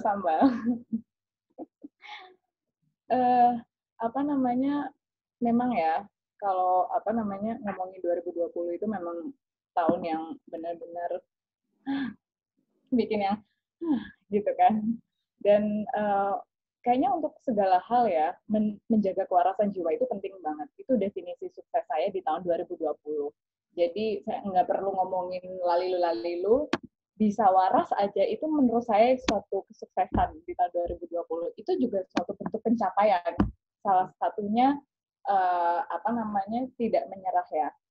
Karena kayak kembali lagi kalau ngomongin soal berbisnis sendiri, yang patut kita camkan adalah biasanya kebanyakan orang kalau mau berbisnis sendiri itu pasti salah satu pemikirannya adalah wah enak nih berbisnis sendiri soalnya aku bisa bangun siang kapan aja, terus aku bisa kerja kapan aja. Ini tuh sebenarnya pernyataan yang sangat menjebak diri kita sendiri. Karena apa? Dengan kita memikirkan hal seperti itu, kita jadi susah fokusnya. Ini berdasarkan pengalaman saya ya. Karena saya dulunya juga berpikir seperti itu. Kemudian semakin ke sini kan trial and error, hit and miss seperti itu ya. Jadi semakin sadar bahwa ketika kita memutuskan untuk berbisnis sendiri, kita memang harus berkomitmen bahwasanya we work for 24/7, 365 days a year, gitu loh. Jadi kayak, because this is your baby, this brand is your baby, gitu. Jadi mau nggak mau kita harus mencurahkan segalanya ke situ, gitu. Jadi apalagi masa-masa di awal ya, semuanya dikerjain sendirian. Jadi itu benar-benar ada masa-masa di mana kita kurang tidur, kayak rasanya pengen menyerah, tapi kembali lagi ya, kayak kalau kita menumbuhkan optimisme bahwa oke, ini semua akan berlalu kok. Nanti kalau misalnya udah selesai, ya selesai gitu. Karena terkadang kita nggak pernah tahu kekuatan kita tuh sampai segimananya sampai kita benar-benar bisa melalui fase ini gitu. Oh ternyata aku bisa juga ya melalui fase ini gitu. Kayak yang kemarin, terus ada yang copycat apa segala macam. Sebenarnya kalau kata ada salah satu desainer terkenal, saya lupa namanya, apa Coco Chanel atau siapa gitu, dia bilang kita harus berterima kasih sama orang-orang yang mengcopy produk kita. Itu tandanya kita menginspirasi mereka gitu. Jadi nggak masalah sebenarnya gitu. Cuman kayak tetap ya kayak masih nggak terima gitu ya. Aduh jangan di satu market dong, please gitu. Jangan kayak gitu. Tapi ya itu di luar kontrol kita ya. Well it's okay, that's life gitu kan. Terus memang kita nggak pernah bisa 100% positif ya. Ada kalanya kita kayak aduh gila lelah banget pengen menyerah dengan ini, kayak ngerjain semuanya sendirian, mikirin desainnya, terus abis itu mikirin produk apa materialnya apa, terus photoshootnya kayak gimana, temanya seperti apa, terus nanti ngeditnya pakai filter yang mana ya gitu, yang sesuai dengan apa namanya tema feed kita, terus habis itu terus nanti promosinya model gimana lagi nih, terus apa namanya kira-kira nanti kalau misalnya ada customer kayak gini, aku harus jawab seperti apa bla bla, banyak sekali yang dipikirin. Itu kalau misalnya kita berbisnis sendiri dan memulai semuanya from scratch. Karena ini berbeda ya dengan kalau misalnya jadi reseller. Kalau jadi reseller sih nggak terlalu ini yang dramanya nggak terlalu banyak ya. Gitu. Mungkin dramanya soal pengiriman, pajak atau apa namanya kayak gitu-gitu kebanyakan. Tapi kalau untuk produksi biasanya nggak terlalu dramanya, tidak sedrama kalau kita bikin sendiri dari nol gitu. Terus kayak memang susah sih, apalagi di momen seperti ini untuk menjaga semangat tuh susah banget. Tapi kembali lagi ya, kayak kalau nggak kayak gini, besok kita makan apa nih gitu. Sebenarnya itu aja sih yang paling gampang gitu. Kayak yang sekarang, ya lo kalau nggak kerja sekarang ya besok gimana mau makan, gimana mau bertahan hidup, ya kan? Jadi kayak gitu sih sekarang. Caranya saya untuk menumbuhkan semangat itu dari situ sih. Kayak udah karena gini, saya ini dulunya dan sekarang udah agak berkurang. Saya ini professional procrastinator gitu. Jadi kayak suka banget menunda-nunda gitu loh. Kayak gitu. Itu dari dulu gitu. Terus kayak sekarang semakin berbisnis sendiri itu jadi benar-benar tertampar ya gitu. Well, aku nggak bisa kayak gitu lagi nih. Kalau tabiat seperti ini diterusin, ya aku nanti nggak kelar-kelar, ya aku nanti nggak maju-maju gitu loh. Jadi berdasarkan pengalaman sih kayak gitu ya. Terus kayak kita harus mengorbankan banyak hal, bahkan kayak teman-teman kita main apa gimana kayak gitu, ya kita tetap harus fokus, kita harus ini sama bisnis kita. Kalau nggak gitu ya kembali lagi. Kalau nggak gitu kita mau makan apa? Gitu sih. Mungkin jadi gitu ya Kak. Jadi istilahnya gimana cara kita benar-benar bisa menjaga survivability mentally gitu ya. Karena usaha kita ups and down. Especially when you work alone, you have no team, because the moment you start that I'm just gonna start my own business, and then you are the boss and the employee at the same time, gitu. Jadi it's unavoidable. You have to do it all alone by yourself. Jadi semuanya harus dilakuin sendiri. Dengan begitu nanti kita jadi tahu ketika kita sudah mempekerjakan orang. Oh oke, job desk-nya dia seperti ini. Gitu. Itu salah satu hal yang saya pelajari ketika saya bekerja di dunia retail ya. Jadi kayak job desk-nya posisi ini seperti ini, kalau posisi itu seperti itu gitu. Kalau sekarang sih saya akhirnya saya sudah menemukan teman 2 minggu yang lalu. Saya sudah bertemu seorang cewek gitu. Nah, dia bersedia untuk mengurusi medsos saya, 3-3-nya. Karena kalau nggak ada dia, saya bisa gila. Karena the struggle is real. Jadi kayak memang dia yang bagian medsos aja, Jadi kita ini masih dalam fase brainstorming. Jadi setiap brand itu mau temanya seperti apa, seperti itu. Karena kalau bagi saya fit itu penting sekali gitu. Itu merupakan bagian dari brand awareness. Kalau bagi saya sih Instagram itu lebih ke brand awareness sih. Terus apa namanya? Jadi biar dia fokus ngurusin medsos dan saya yang fokus ngurusin produksi gitu. Jadi memang itu harus ada banyak orang yang sesuai dengan ini. Cuman kalau untuk sekarang ya sudah dia aja dulu cukup deh, paling nggak saya sudah mulai agak bisa bernafas. Begitu. Paling kita kayak setiap beberapa hari sekali ngobrolin apa, oh nanti kedepannya gimana ya, ini masih brainstorming sih gitu. Oke, terima kasih Kak Risa. Silakan Pak Angga. Oke. Kalau ya tadi sebenarnya udah ini sih, sebenarnya yang justru membantu kita untuk membantu kita jadi merasa lebih baik adalah banyak temennya, banyak usaha yang seperti ini. Jadi nggak ngerasa drop banget, enggak, tapi ya fine. Ini emang kondisi semua orang hadapi, semua orang alami, semua usaha rasain. Pada akhirnya ya setidaknya jatuhnya ini enggak seperti kalau kita benar-benar bisnis kita kolaps, sedangkan yang lain up. Itu kan jadi jauh lebih menyakitkan. Tapi kalau ini karena kondisi eksternal, bukan dari kita sendiri, semua orang kehilangan pekerjaan, semua orang daya belinya turun dan sebagainya, ya itu kalau itu akhirnya membuat kita jadi jauh lebih oke, ya tidaknya jatuhnya itu nggak separah kalau misalkan bisnis kolaps atau tadi kalau kita misalkan bisnis kolaps sendirian, faktornya internal dari diri kita sendiri, kesalahan kita pribadi gitu ya. Ini akan jadi jauh lebih menyakitkan, jadi jauh lebih menekan daripada kalau misalkan di setting pengaruhnya pengaruh luar nih, pengaruh eksternal, pengaruh pandemik gitu ya. Itu akan jadi jauh lebih relief lah kalau menurutku sih gitu. Begitu ya Pak Angga. Nah ini ada pertanyaan satu lagi dari Yudhistia Rizka. Assalamualaikum. Saat ini kan banyak usaha yang bisa dibilang aji mumpung seperti di masa pandemi kayak gini. Banyak nih yang mulai bermunculan jualan masker lah, jualan konektor masker, jualan hand sanitizer.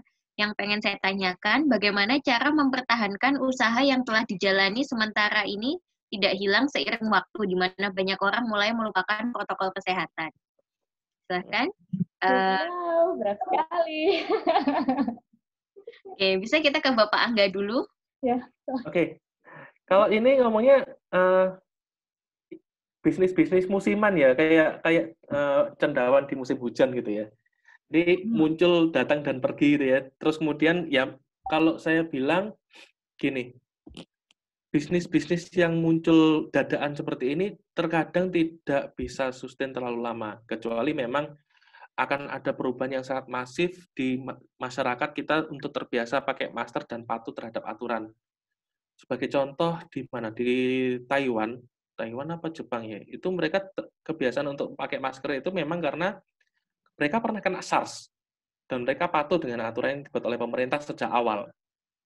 Dan itu akhirnya menjadi kebiasaan. Masker jadi sesuatu yang digunakan oleh semua orang. Bisnis kita bisa sustain. Tapi kembali lagi, di Indonesia bisnis-bisnis seperti yang dadaan seperti ini itu biasanya jarang banget untuk bisa bertahan. Contoh kayak kalau yang pernah barang-barang konsumsi gitu ya, es kepal Milo, terus kemudian apalagi pop ice gitu ya, yang akan selalu kalah dengan es teh manis. Es teh manis di warung lalapan paling juara. Nah, ada karakteristik yang bisnis-bisnis seperti ini mereka biasanya tidak bertahan lama gitu. Terus kemudian kalaupun akan bertahan lama kalau misalkan ini sangat ada perubahan drastis di masyarakat di mana kita membiasakan untuk pakai masker di mana-mana. Tapi pada dasarnya kalau kita di negara yang negara-negara tropis yang memang suhu udaranya konsisten di sekitar ya paling rendah 22 sampai bahkan 27, 30, 33 pakai masker akan ngap. Gitu ya. Tadi balik lagi permasalahan demografis, permasalahan sejarah itu akan membuat bisnis perubahan di masyarakatnya itu akan bertahan lama atau tidak. Kepatuhan terhadap aturan, kepatuhan terhadap kepercayaan terhadap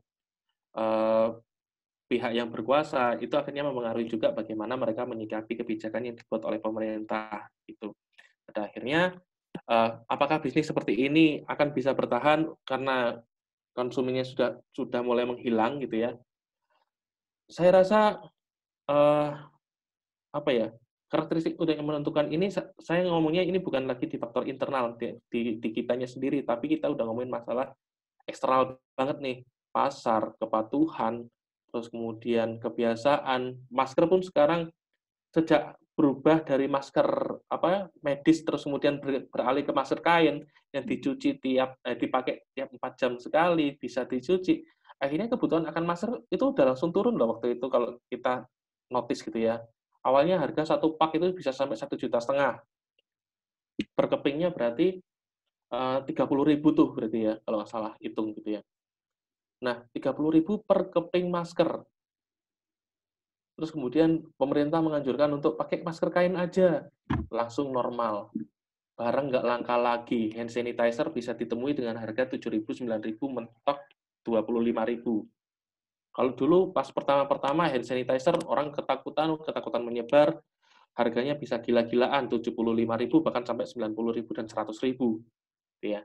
Akhirnya kebijakan juga turut mempengaruhi bagaimana pola konsumsi masyarakatnya. Itu. Kebijakan untuk merubah dan sebagainya itu akhirnya berubah juga. Tapi kembali lagi, kalaupun masker yang kain itu bukan barang yang fast moving. Barang yang slow moving, barang orang yang tadi akan ganti kalau misalkan ini udah rusak. Kalau enggak, ya enggak bakal ganti. Akhirnya kebutuhan makin lama makin turun, makin decline gitu ya. Akhirnya ya sudah, orang mau kita bertahan seperti apa, yang mungkin bisa kita lakukan adalah variasi terhadap produk. Kalau tadi segmentasi awalnya kita ngomongin ke dewasa, ya udah kita bikin masker yang lucu-lucu buat anaknya, buat anak-anak, biar anak-anak tertarik. Kalau anak-anak kan lebih sering hilang nih barangnya, lebih sering kotor, lebih sering hilang gitu ya. Nah, kemungkinan untuk kita jual masker ke anak-anak mungkin bisa jadi jauh lebih menarik karena sirkulasinya pasti akan setidaknya jauh lebih cepat daripada kalau orang dewasa. Kalau menurutku sih gitu. Oke, terima kasih Bapak Angga. Bisa ke Kak Risa, silahkan. Kalau untuk bisnis yang musiman seperti ini, kembali lagi ya, karena kayak kalau memang dari individunya sendiri berusaha memang mau meneruskan, ya nggak apa-apa, tapi dia harus lebih inovatif lagi sih, kayak gitu. Soalnya kalau nggak inovatif, ya nanti akan tergerus oleh bisnis-bisnis yang lain, gitu. Jadi inovatif. Oke, makasih. Jadi itu ya kuncinya inovasi ya. Jadi gimana kita menginovasikan barang yang bahkan setelah pandemik usai, setelah kebutuhannya hilang, inovasi kita gimana supaya barang ini tetap bisa dibutuhkan gitu ya. Entah kita memasukkan ke kehidupan sehari-harinya orang atau menyasar konsumennya, diganti konsumennya, seperti itu. Nah, ini kita juga ada pertanyaan satu lagi dari Ibu Rahmadia Dewi Nuriski. Punya usaha sendiri itu worth it nggak sih, Kak? Silakan, Kak Risa. Itu kembali lagi ya, tergantung sama orangnya. Karena begini, tidak semua orang itu memiliki passion untuk menjadi entrepreneur, gitu. Karena ada banyak sekali teman-teman saya juga yang tipenya kayak, aduh, aku nggak bisa berwirausaha sendiri karena aku anaknya maunya semuanya serba sudah tertata. Jadi aku nggak mau memulai lagi semuanya dari nol, membuat sistem, membuat manajemen, apa bla bla. Aku maunya semuanya ya udah siap sedia aja gitu. Jadi dan kembali lagi ya itu juga tidak bisa disalahkan karena setiap orang kan berbeda-beda gitu.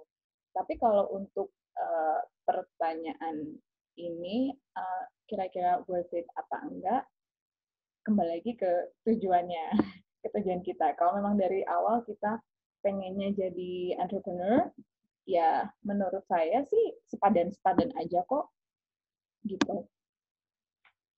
Tapi ya kembali lagi harus harus tahan banting. Tips-nya itu harus tahan banting dan never stop learning.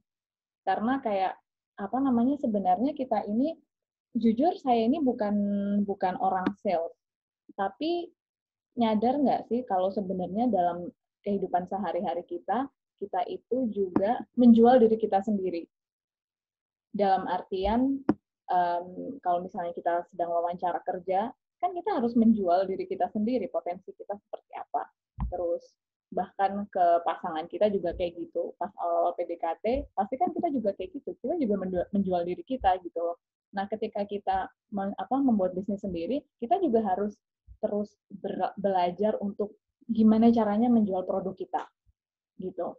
Terus entah itu gimana caranya, dengan cara yang berbeda-beda. Setiap orang memiliki gaya sendiri-sendiri. Kalau saya, berdasarkan dari pengalaman-pengalaman kerja sebelumnya, saya memang nggak mau terlalu maksa ya, gitu. Karena kayak saya sih maunya memberikan suatu pengalaman ke pelanggan bahwa, hey, produkku itu ada nilainya, gitu.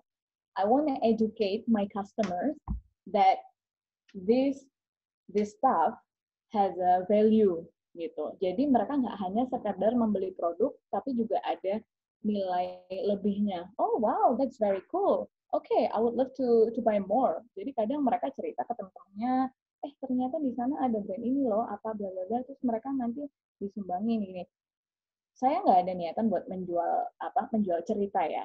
Itu hanyalah nilai plus saja, karena memang saya suka orangutan, pengen banget miara orangutan gitu, tapi nggak bisa.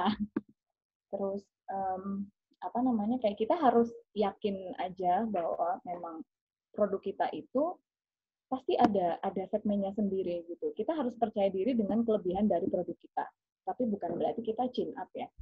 Kita tetap harus observasi dengan para kompetitor kita kayak gitu-gitu. Terus kalau untuk urusan harga juga we need to set the benchmark. Kayak kita mau ada di yang mana nih, yang medium, yang murah, tengah-tengah, atau yang mahal banget gitu. Tapi kita kualitasnya kayak gini. Kayak kita harus juga belajar untuk menghargai kerja keras kita. Kayak kenapa kita set harganya segini? Oh iya, because this stuff has a value, not only the stuff and bla bla bla bla bla bla. Jadi kayak, oh wow, kadang mereka mau bayar lebih kok, bahkan dilebihin gitu loh bayarnya. Padahal sebenarnya barang kita mungkin sama kayak barang orang lain. It's just the way we sell our product aja sih yang bikin itu berbeda. Jadi itu kepuasannya tersendiri di situ. Kayak ngelihat para pelanggan seneng aja, itu kayak wow, itu kayak langsung kerja keras kita yang kemarin nggak tidur semalaman, ngedit foto, ngedit video, terus photoshoot panas-panas kayak gitu, itu kayak langsung buyar aja. Mereka seneng kayak, oh wow, it's paid off gitu loh. Jadi kerja keras kita tuh memang terbayarkan gitu. Hanya dengan hal yang mungkin bagi orang sepele, tapi itu bagi kita para penjual itu memuaskan sekali. Itu menyenangkan banget. Itu yang bikin kita jadi semangat untuk berkreasi lagi gitu. Oh, ternyata mereka suka ya ampun. Kadang kita terlalu overthinking ya. Jadi kayak, nanti kalau mereka ini gimana, nanti kalau ini gimana. Sebenarnya nggak apa-apa sih.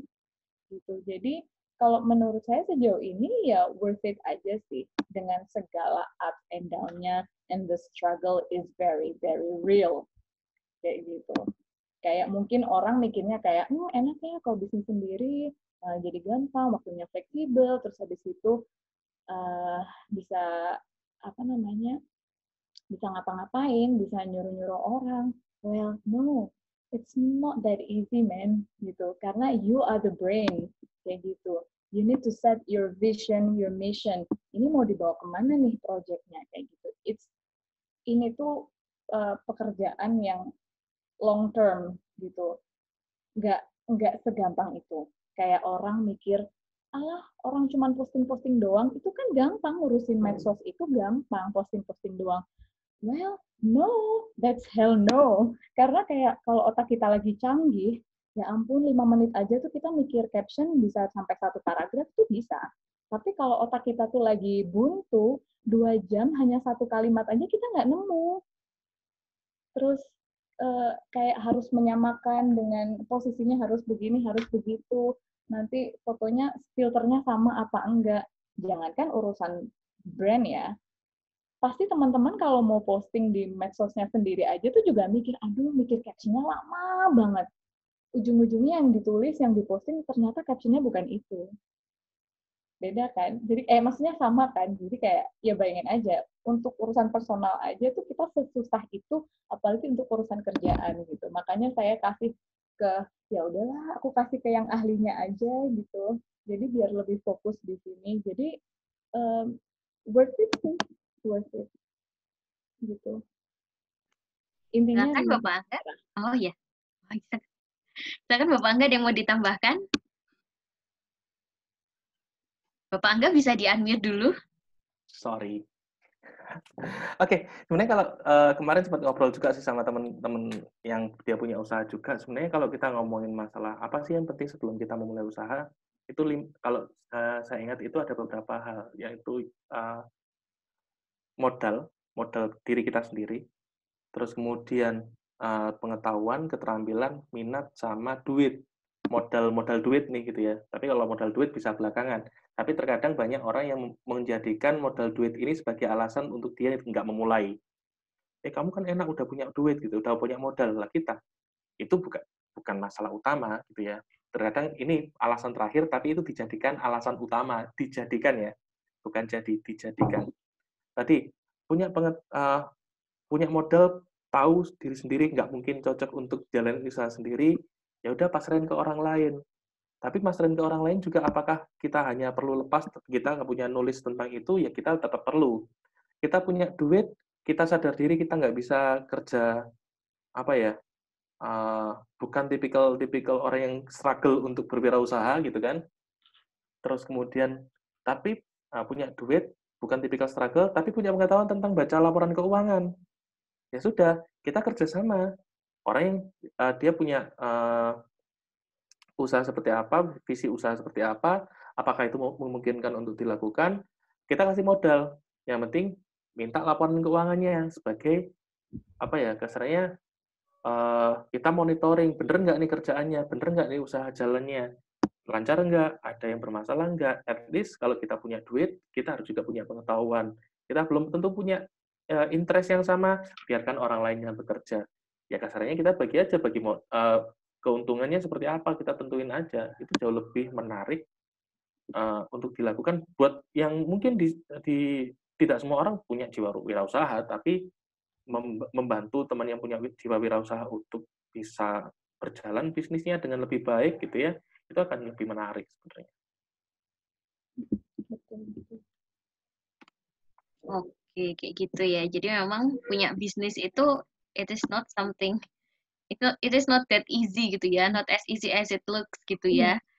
Ya, dan yang bisa membantu adalah ketika kita punya value lebih yang kita strive gitu. We have a cause in our business gitu ya. Kayak misalnya kayak Mbak Risa tadi yang dengan orang hutan, we have more value gitu. Itu added value ke barang yang diproduksikan gitu ya. Oke, bagaimana Ibu Riris, terjawab? Terima kasih Bu Riris. Silahkan yang mau bertanya lagi bisa di kolom chat atau langsung open mic aja.